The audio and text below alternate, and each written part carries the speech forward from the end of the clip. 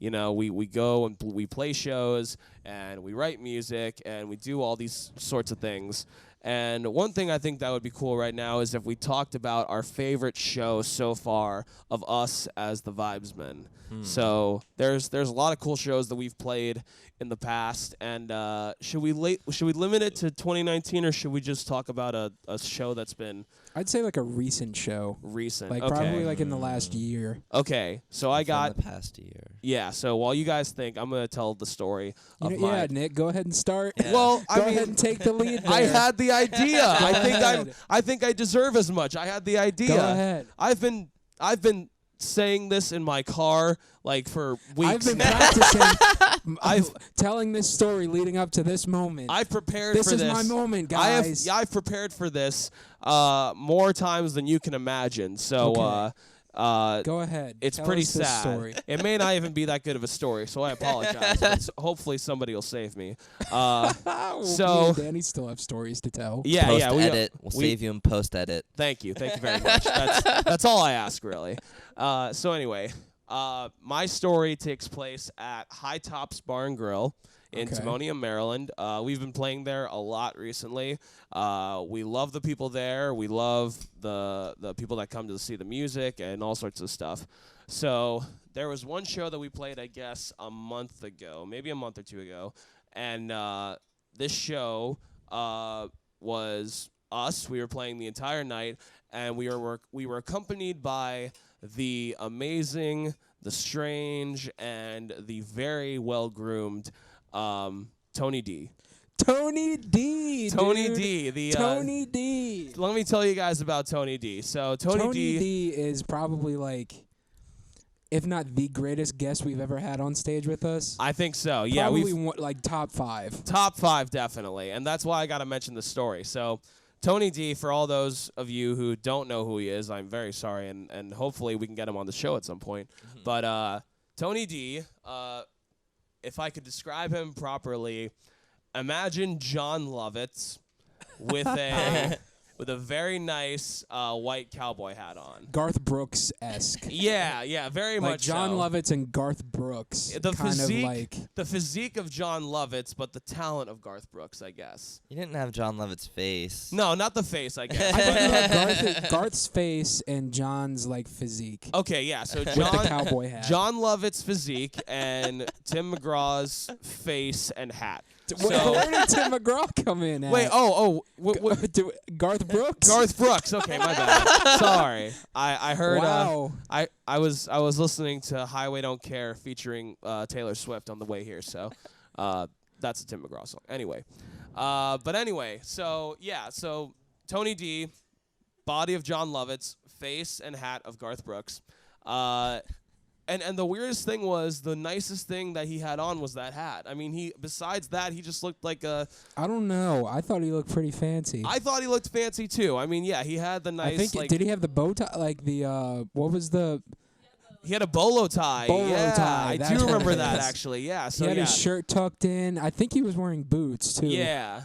His belt he had a belt buckle, was yes. huge. Grace is letting us know he did. He had this fucking belt buckle that was like 4 inches width, and it was just silver and shiny. It was very much. He literally looked like he was coming through the rodeo. Like he came right off the fairgrounds.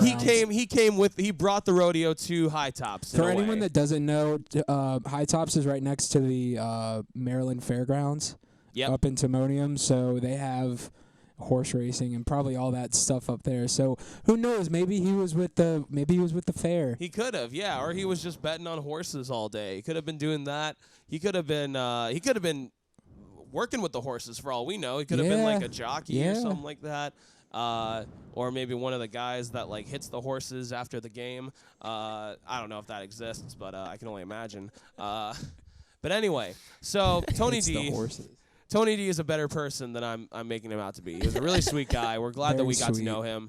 And when he wasn't pounding drinks, he was dancing with girls, or he was dancing with himself. He was having a really good time, and his energy just made the show that much better. And what also made the show better was his unique harmonica skills. He pulled out a harmonica, and he just started jamming. Didn't ask what key we were in. Didn't ask what song we were playing. Kind of just jumped in whenever he wanted to. He did ask one. I remember he asked this one question, and I mean, before he got on stage, he was like, "Yo, can I play harmonica with you guys?" And I was like, "Yeah, why not?" Because there's a lot of different ways that people can approach you at a show when they're drunk. Tony was drunk at this point. He wasn't belligerent, but he was definitely buzzed. And there's a lot of different ways people can approach the stage at that point. They can just walk on stage, or they can stumble on stage, or they can like ask for Brown Eyed Girl at the top of their fucking lungs, or Freebird, and just or make Freebird. Yeah, or Freebird, and just make a complete ass out of themselves. But Tony wasn't doing that. Tony was a very composed man, and he asked me.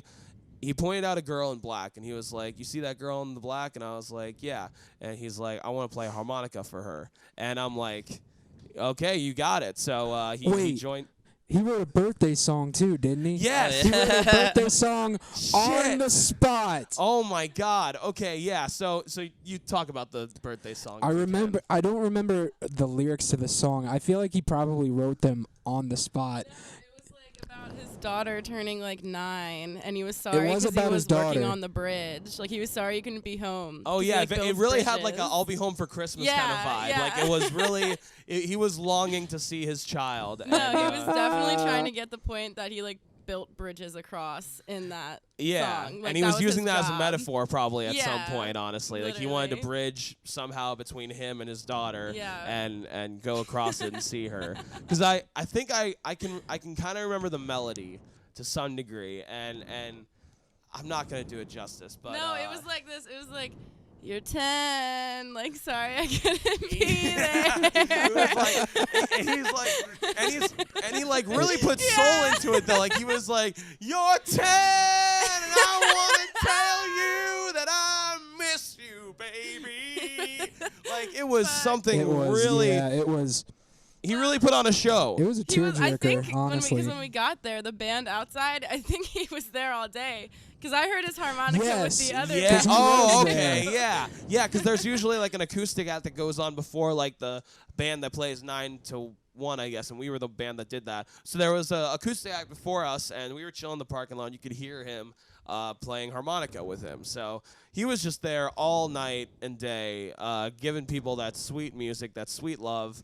And he was getting it, man. He was really cutting a rug. Hopefully he was eating some rug later. But needless to say, yeah, Tony D, if you're out there, man, we really we miss you, and we hope your daughter's birthday was awesome, and we hope you make it to the next one.